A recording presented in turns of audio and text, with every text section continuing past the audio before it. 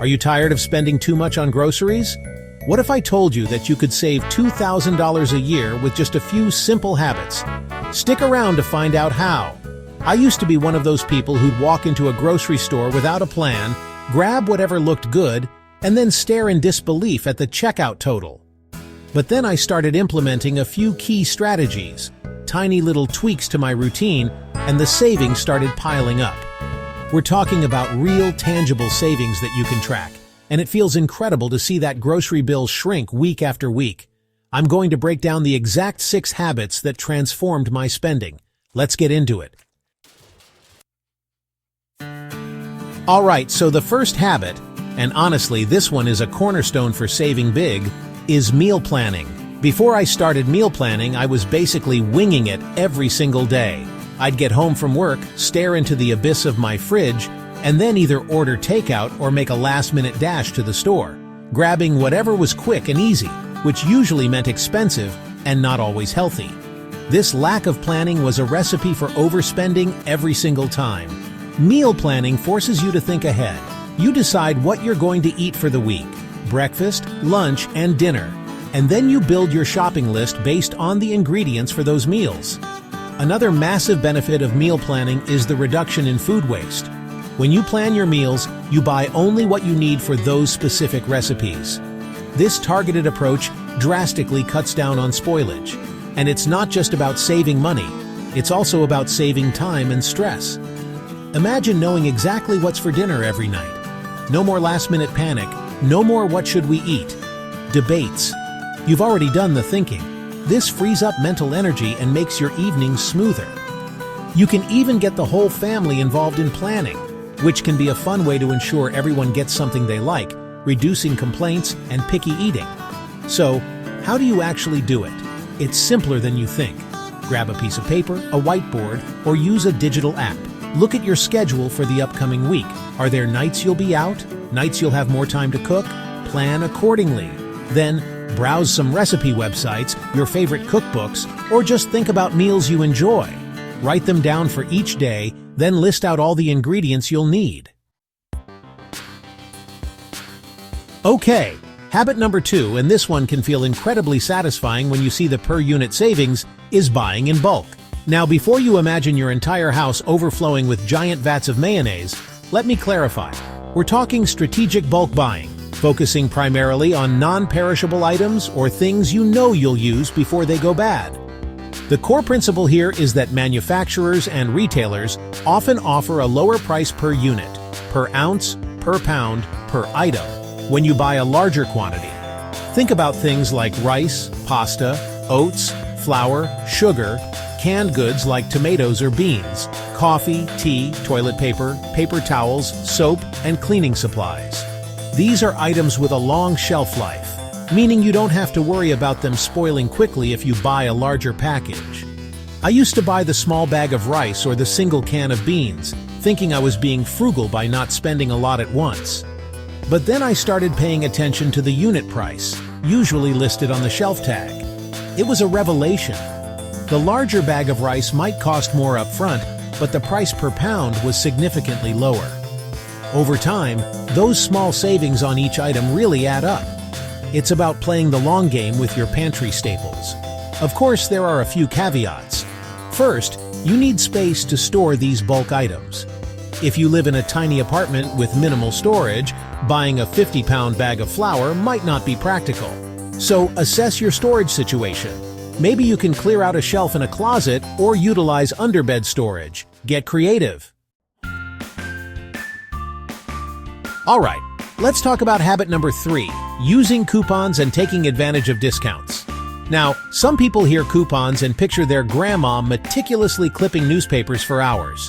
While that's one way to do it, the world of coupons and discounts has evolved significantly, and it's easier than ever to save money without a huge time investment.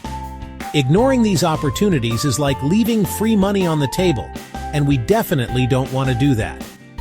First off, let's talk digital. Almost every major grocery store now has an app, and these apps are gold mines for digital coupons. You can browse offers, clip them virtually with a tap, and they automatically apply when you scan your loyalty card or enter your phone number at checkout. It takes a few minutes before you shop, or even while you're in the store, to load these onto your account. Beyond store-specific apps, there are also third-party coupon apps and websites that aggregate deals from various sources. Think Ibotta, Rakuten, Honey. These platforms can offer cashback on your purchases or provide codes for online grocery orders.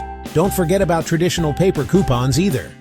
You can still find them in Sunday newspapers, mailers, and sometimes even printed on product packaging. Peelies.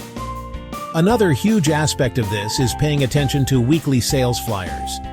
Stores advertise their loss leaders items they sell at a very low price, sometimes even below cost, to get you in the door.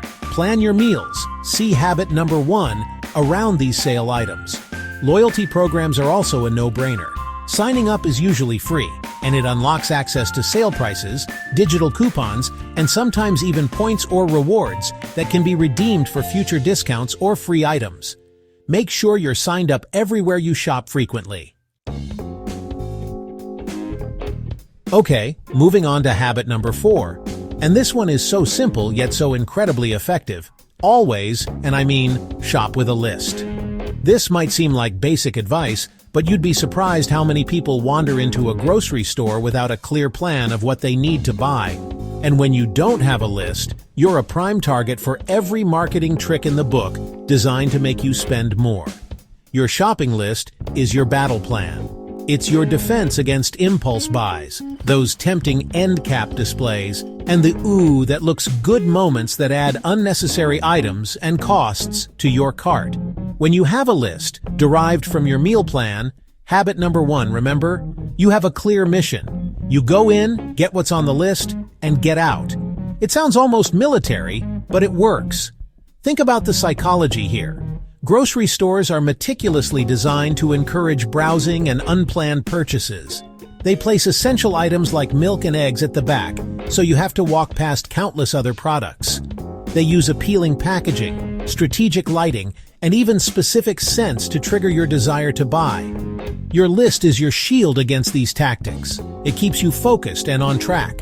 One of the biggest benefits of sticking to a list is that it helps you avoid buying things you already have. How many times have you bought a jar of mustard only to get home and find 3 already in your fridge? A list, created after checking your pantry, fridge, and freezer, prevents these duplicate purchases, saving you money and reducing clutter. And here's a crucial part of this habit. It's one thing to make a list. It's another thing entirely to have the discipline to follow it. All right, habit number 5 is a big one, and it's something I'm personally a huge advocate for: cooking at home. The amount of money you can save by preparing your own meals instead of eating out is staggering. Think about the cost breakdown. At restaurants, you pay for labor, rent, and more. At home, you mainly pay for ingredients, which are much cheaper. You can make a pasta dish for a family of 4 for under $10. Cooking at home also gives you control over ingredients and portion sizes. This often leads to healthier meals and long-term financial benefits. And finally, habit number 6, which ties in beautifully with freshness and flavor as well as savings, is shopping seasonally. This means buying fruits and vegetables when they are in their natural growing season in your region, or at least when they are in peak season globally, making them more abundant and therefore cheaper. It's a simple concept that can lead to significant savings on your produce bill. Think about it. When fruits and vegetables are in season, there's a plentiful supply. Farmers are harvesting a lot of them, and this abundance drives down prices in the grocery store. Conversely, when you try to buy, say, fresh strawberries in the dead of winter in a cold climate, they've likely been shipped from thousands of miles away, possibly grown in a greenhouse, and the transportation and specialized growing cost gets passed on to you, the consumer. Not only is seasonal produce generally cheaper, but it also tends to taste better and be more nutritious. Fruits and vegetables that are picked at their peak ripeness and haven't traveled long distances retain more of their flavor and vital nutrients.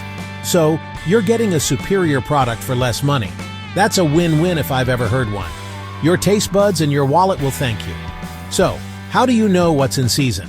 A quick internet search for seasonal produce your region or current month seasonal produce will give you plenty of lists. Many grocery stores also highlight seasonal items in their produce section, often with better prices. Farmers markets are another fantastic place to find fresh, seasonal, and often locally grown produce directly from the people who grew it. This might mean adjusting your eating habits slightly throughout the year. You might enjoy lots of berries and peaches in the summer, apples and squash in the fall, citrus fruits and root vegetables in the winter, and asparagus and peas in the spring. So there you have it, the 6 habits that genuinely saved me over $2,000 a year on groceries, and they can do the same for you. We're talking meal planning to cut waste and impulse buys, buying in bulk for those non-perishables, diligently using coupons and discounts, always shopping with a list, prioritizing cooking at home, and embracing seasonal produce. None of these are rocket science, right? They're all about being a little more intentional and strategic with how you approach food. Imagine what you could do with an extra $2,000. That's a significant amount of money that can make a real difference in your financial life. Whether it's paying down debt, boosting your savings, investing for the future, or just having more freedom to enjoy life. Implement these 6 habits, and you'll be amazed at how much you can save on your grocery bill.